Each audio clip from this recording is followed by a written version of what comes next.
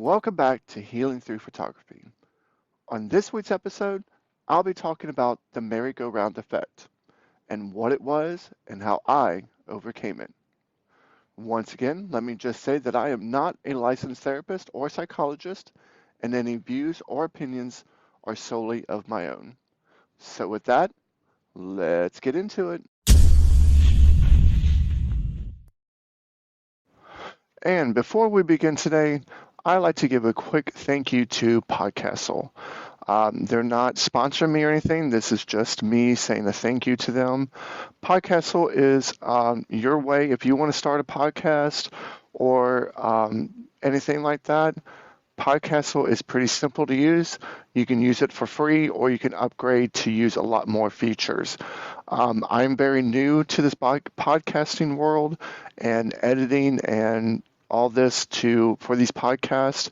As you can probably tell, the quality probably shows that I'm a beginner, but Podcastle makes it easy.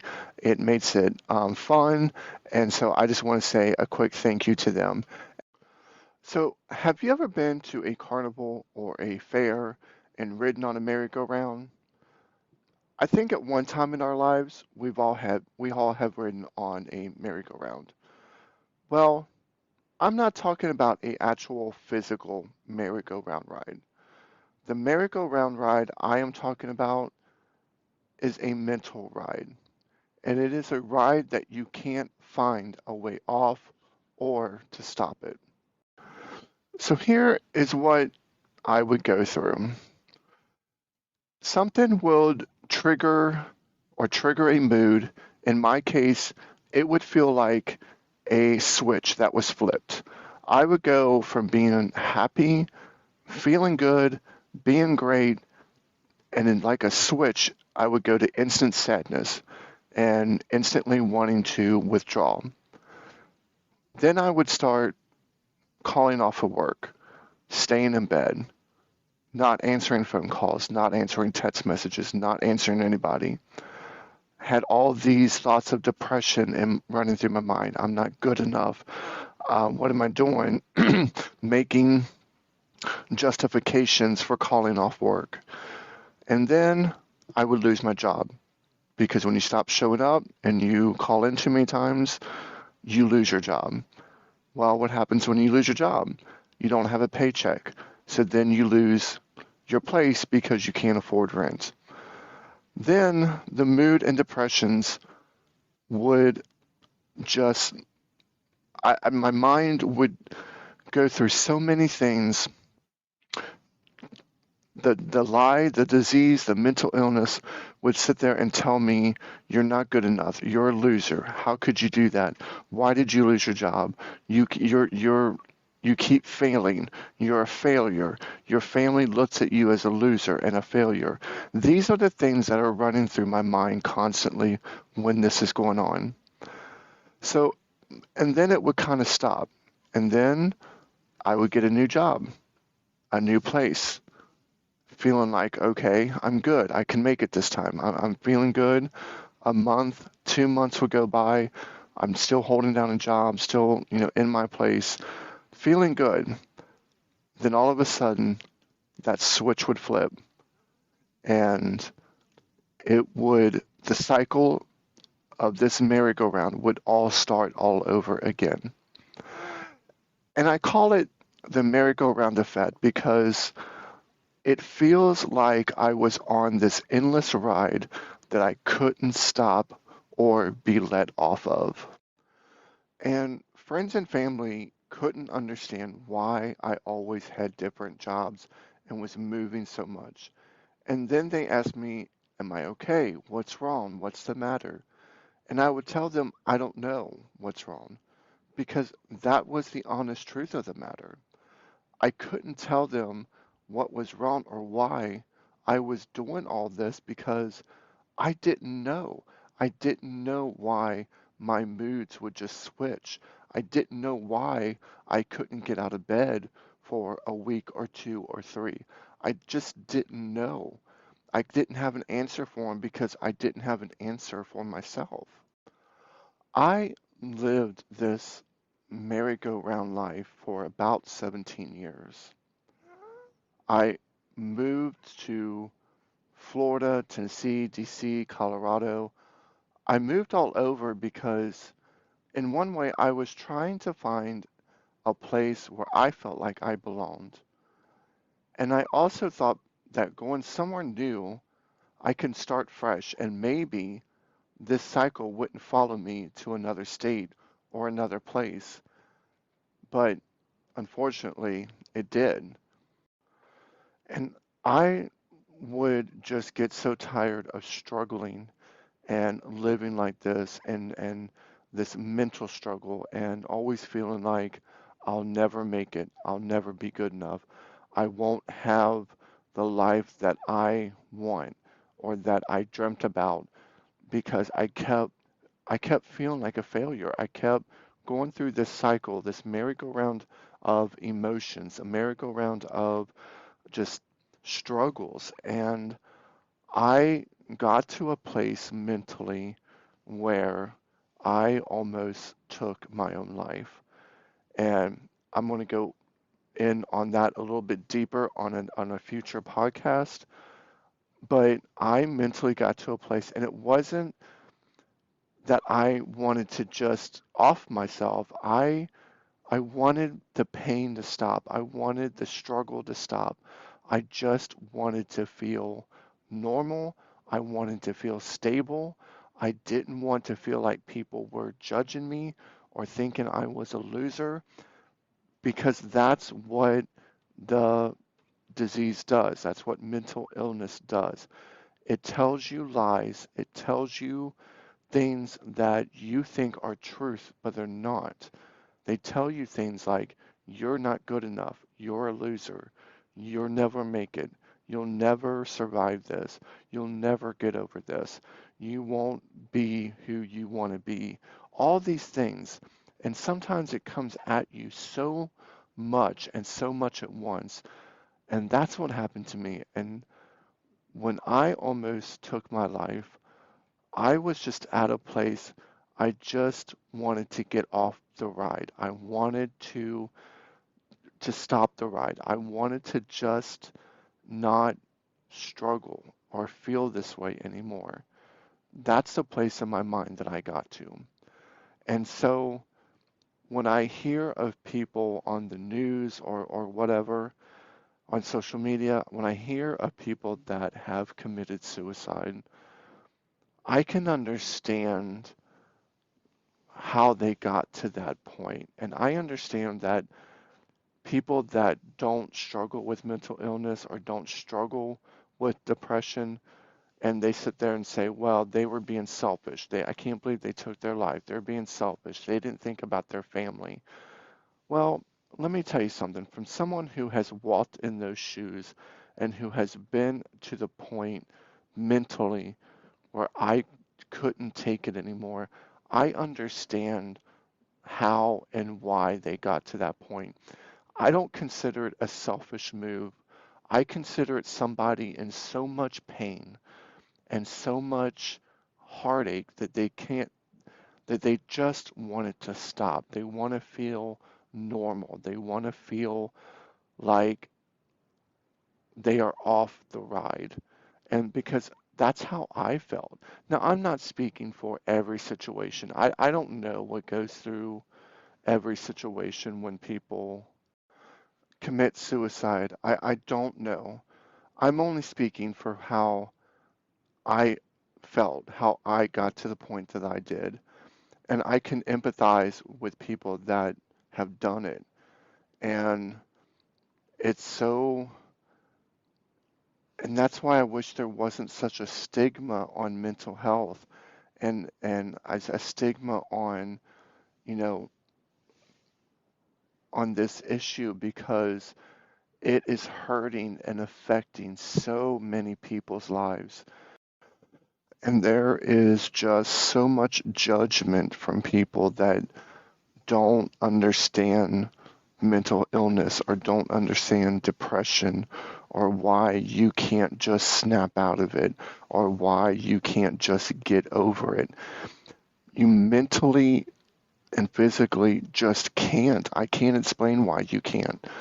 You just can't. It grabs a hold of you and will not let you go. And trust me, I guarantee you, those of us that have struggle and do struggle with mental illness and depression, we don't want this. We don't want to live this way. I never dreamed as a kid that I would be struggling with all this. I never thought I had a different plan for my life, as a kid and a teenager. I didn't expect to be struggling the way I have with depression and almost committing suicide and jumping from job to job and place to place and trying to find a place where I belong and having moods, my moods change and not feeling loved or wanted or seen or heard. I didn't want to struggle with all that. And anybody will tell you that deals with this on a daily basis that they don't want to deal with this either. And that's why I get so upset when I see people judging or making fun of others or can't understand why they don't just get over it. And there's no compassion, there's no empathy, there's just cruelty and judgment. And it's like, if be thankful that you don't deal with this every day. Thankful that you don't wake up and feel like dying every day. Be thankful that you don't wake up and feel like you're the biggest loser on the planet. And even though your heart knows that you're not a loser, you're not all these negative things, but your brain just overpowers that. Your brain washes out your heart sometimes, where it just, the lies are louder than the truth is sometimes. And it takes people a moment to let the truth scream louder than the lies. And that's kind of just what I had to learn to start doing. I had to learn my trigger points. I had to learn what was triggering me. And, I'm the type of person that I don't live in the past, but when I started my mental health journey back in 2018, when I say that, I mean start to recover from my depression and mental illness. I was 39. I made a vow that, by the time I was 40, I didn't want to be struggling with all this. I didn't want to live the rest of my life unhappy, jumping from place to place, living this mental prison that I was in. And I wanted to find a way to stop the ride and get off. And so when I started this journey in 2018, I was 39, and I didn't see a therapist. Because therapy did not work for me. Seeing a therapist, and I have saw about 5 throughout my life, it just didn't work for me. It wasn't helping. I would go 6 months of seeing a therapist and still feel the same way. I didn't see any small changes, really. Yes, some things here and there, but nothing was working for me. So I think that's also a thing when you're dealing with mental health and you're on your mental health journey, you have to do what's best for you, what works for you, because what works for me may not work for you, and what works for you may not work for me. I had to find something that worked for me, that actually made me want to change, and that's something I could see changes in. And therapy just wasn't it. Seeing a therapist wasn't it. So I looked for other ways. I'm a spiritual person. I looked in the Bible, and yes, that did help in reading some inspirational books. I will say I did read some books by Joyce Myers, and one of those books that I read was called Battlefield of the Mind. And there was some really good points in there. And one of them that I took away from was, starting to change um, your writing, your thinking. When you're journaling or you're writing something, do it positively. Start making more positive writings in your journal or in your thinking. And that started helping a lot. That started changing. I started noticing the small changes there. And then I'm like, okay, I'm starting to see these little changes. Still struggling though, but I'm starting to see these little changes. Now I kind of want to find something else to kind of build on top of that.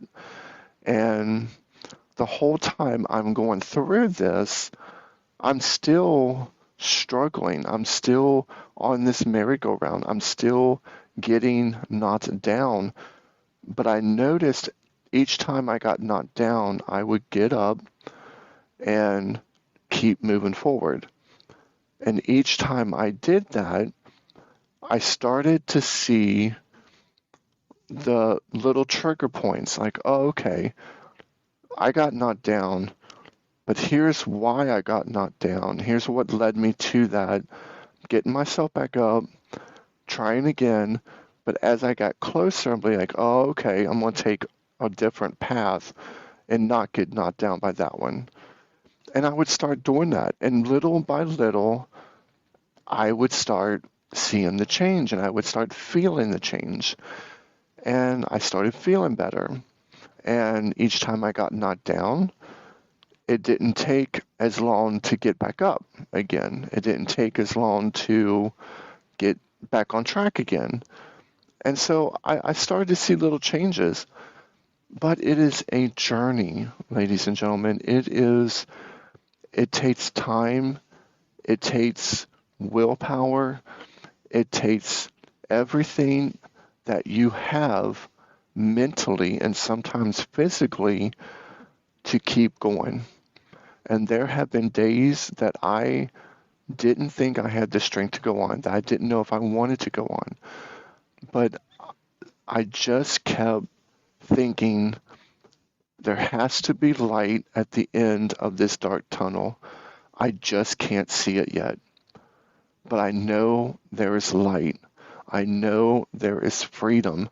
I know the ride will come to an end. I just got to keep moving forward and keep finding ways to to to keep finding ways to heal. And one of those ways I was finding my voice. And what I mean by that is that for so long I struggled with my family, mainly with my family, because I didn't feel like I was heard. I didn't feel like no one was hearing me or that anything I have ever said or would say mattered because growing up, God loved my mom and I love her dearly, but she had a bad habit of telling me to shut up a lot. And she had a habit of, if I would say something, she would shut me down and tell me, oh, you don't know what you're talking about. Or I would get over-talked. So I never felt like I had a voice. I never felt like I was heard. So I had to learn to find my voice.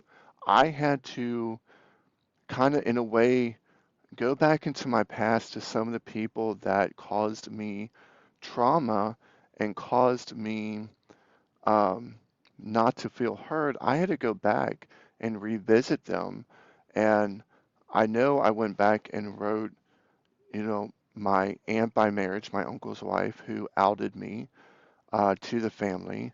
She took my voice, part of my voice away.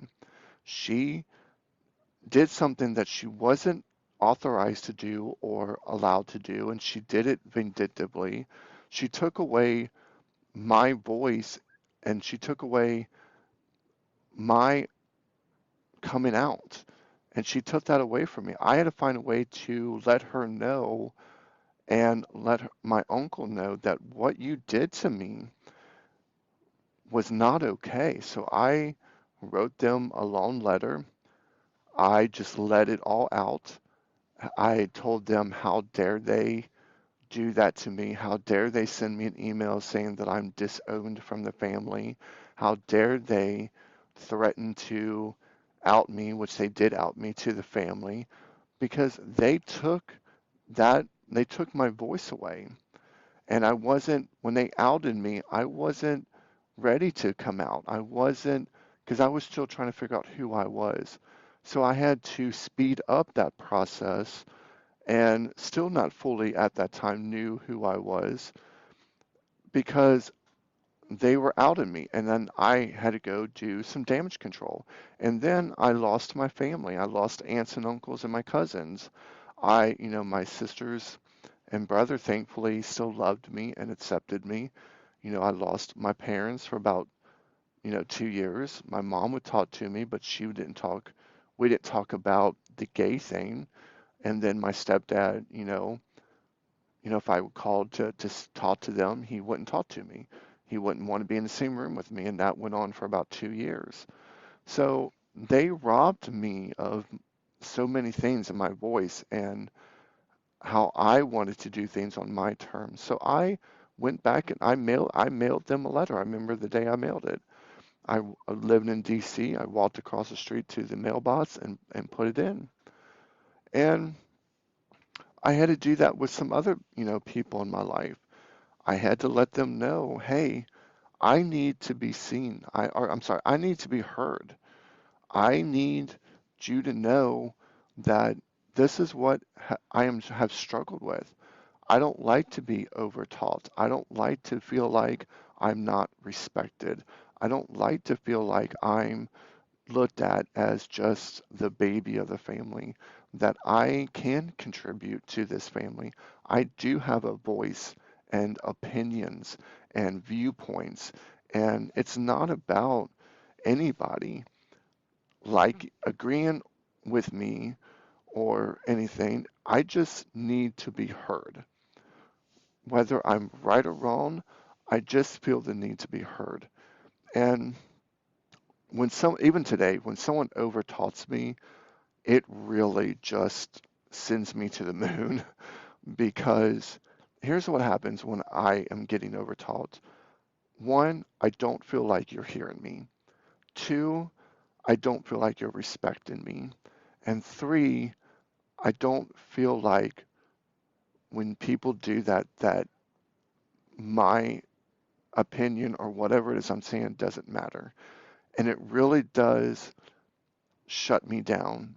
And it tends to sometimes take, and I will hold it in and it will build up a little bit towards that person or whatever. I'm working on that, trying not to do that, but it's a daily process. Healing and mental health journey, it's a daily process. There's no rule book. There's no, you know, rule book for any of this. I'm doing what I am feels right by me and in my journey. And that's what you have to do. If you're going through a mental health journey, it is okay to say to people, you know what? It is not okay for you to make me feel this way. It is not okay for you to make me feel unheard. It is okay to tell people that. Now, you don't have to be rude. You don't have to be rude about it or anything, but you can be direct with them and say, you know what? Because of this journey that I'm on, how you are how you are not letting me be heard is really affecting my mental health.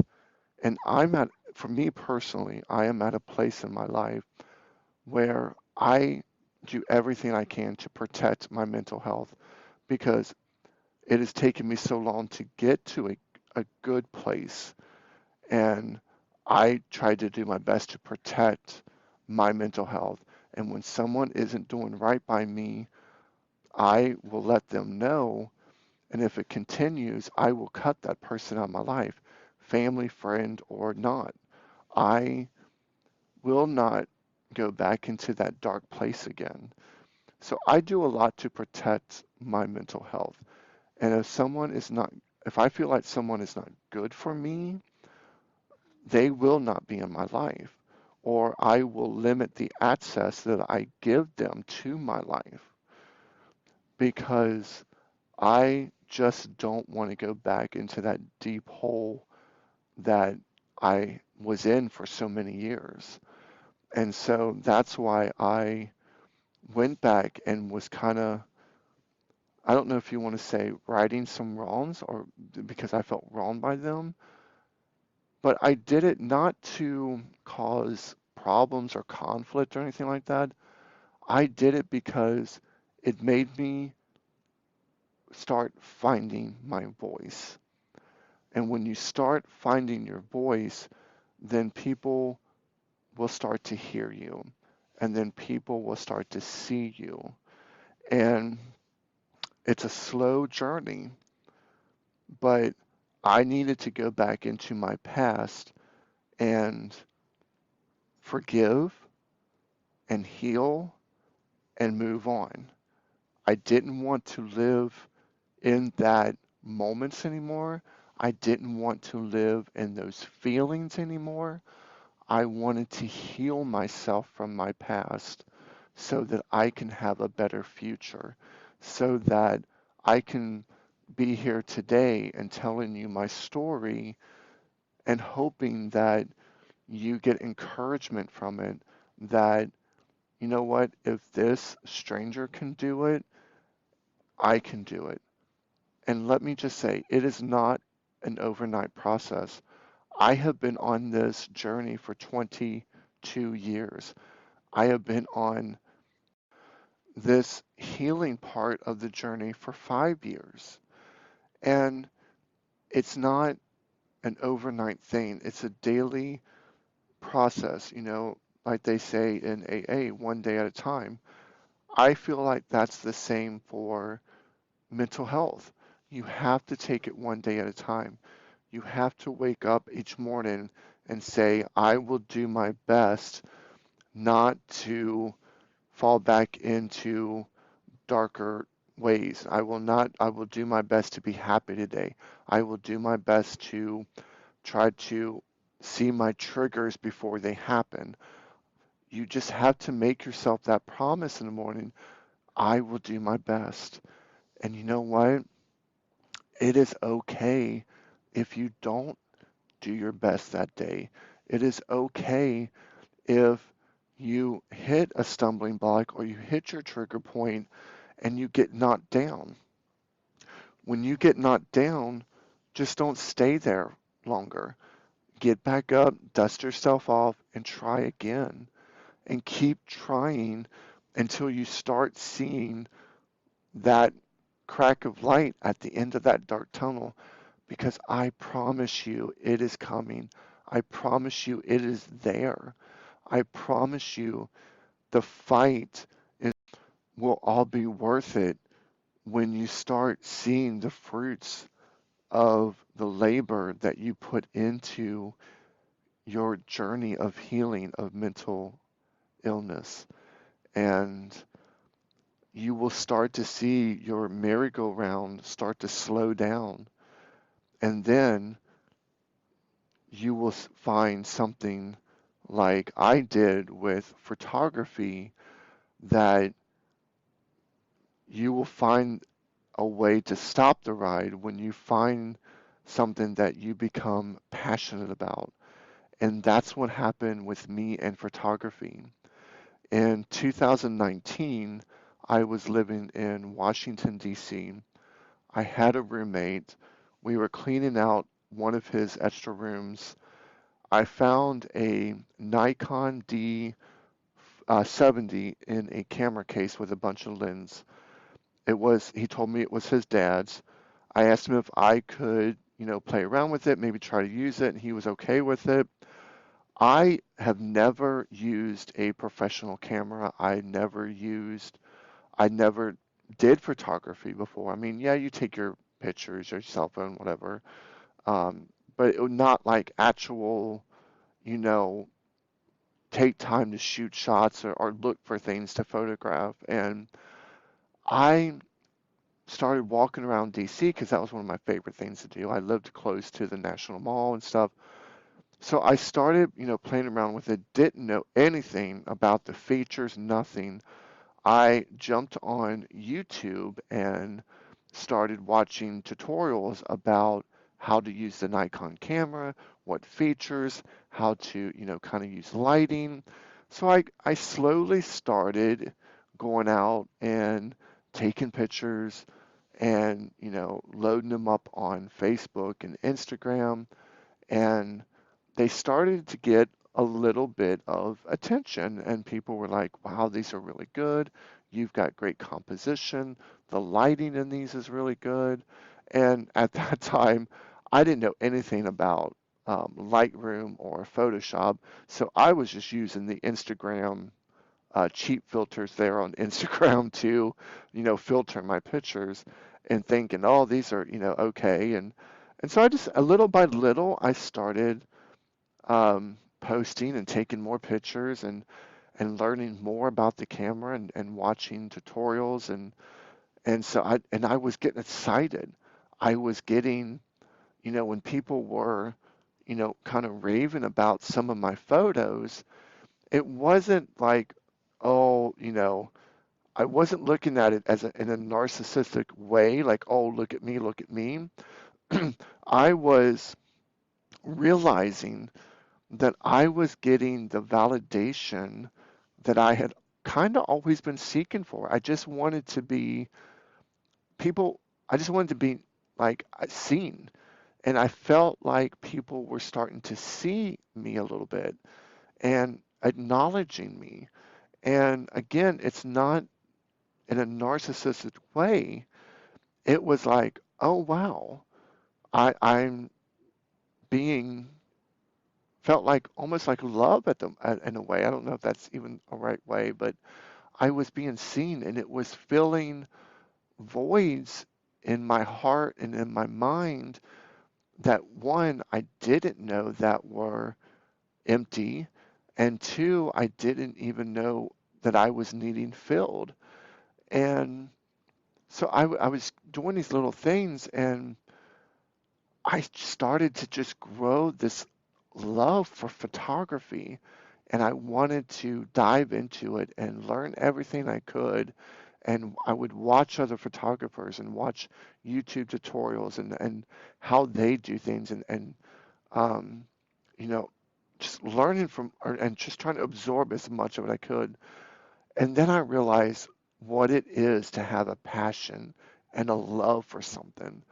Because I don't think ever in my life I have had a passion or a love for something that, one, I felt like I was starting to be good at and could get better at, and two, I just I didn't know what love felt like. And this is a completely different type of love than obviously a relationship or family or that. It's hard to explain. It's hard to explain. But I started to volunteer because I was nervous about taking pictures of people and stuff. So I would volunteer at the LGBTQ Center there in DC to take pictures of Pride and different events. And I would just volunteer, and the more I did it, the more comfortable I was getting, the better I was getting with lighting, and I was self-teaching myself about Photoshop and Lightroom and all this stuff. And I created my Instagram page, and then I kept trying to build off of it. And it just turned into this passion that I still hold today. I could sit there and edit and love photos and edit photos and take photos and spend hours upon hours doing it. And I think any photographer that will tell you that does photography, professional or freelance or non-professional, will tell you that when they walk around, even if it's just, not even taking pictures, but you start notice, oh, well, this would make a great picture or that would make a great picture.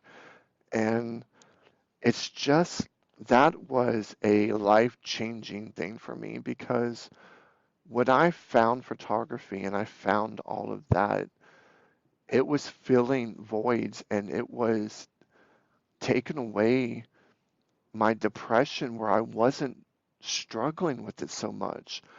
I wasn't because it had been more than 2 months, more than 3 months, more than even 4 months since I had, at back in, that time that I was having a depression moment or that I was on that merry-go-round of cycle. I felt like the ride had finally stopped because I had found a purpose. I had found a passion.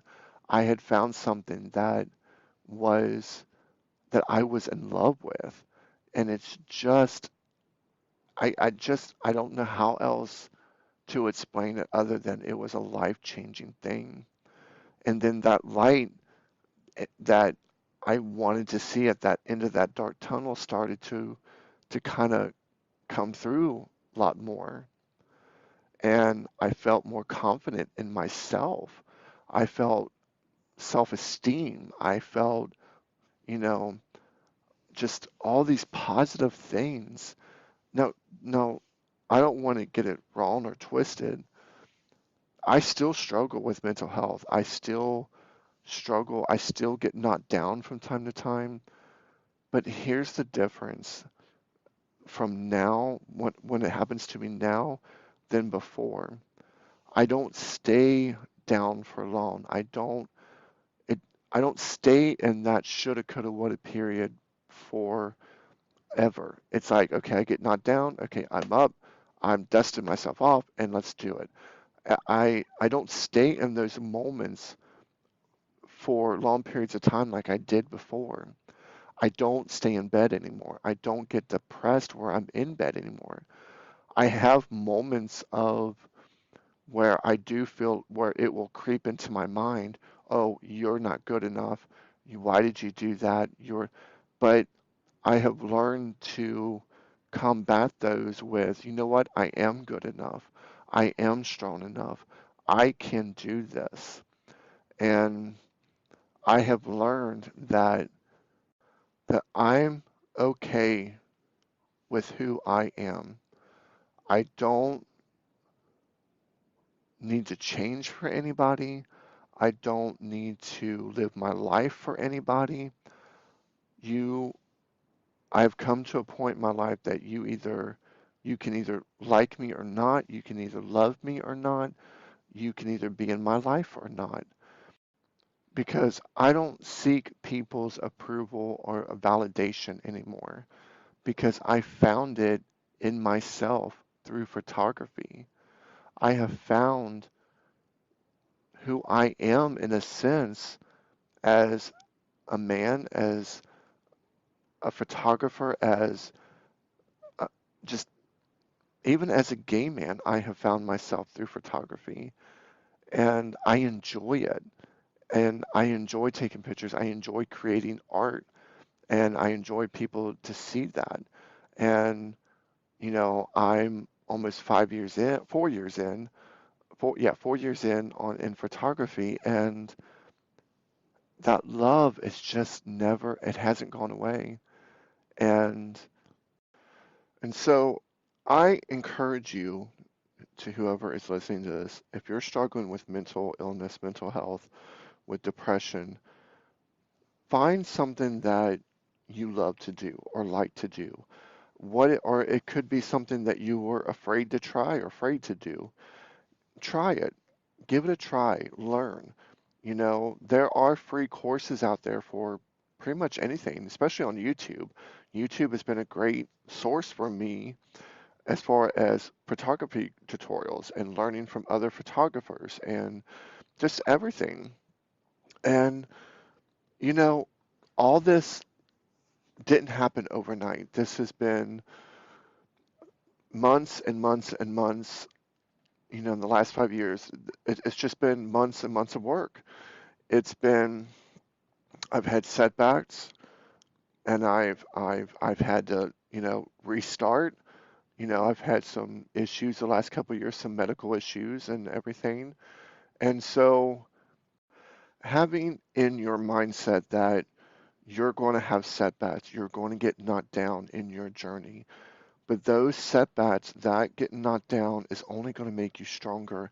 And then you're going to start realizing that you're not down for long, that you get up quicker, you dust yourself off quicker, and you get back on that journey a lot quicker than before. And so I just thank you for listening today.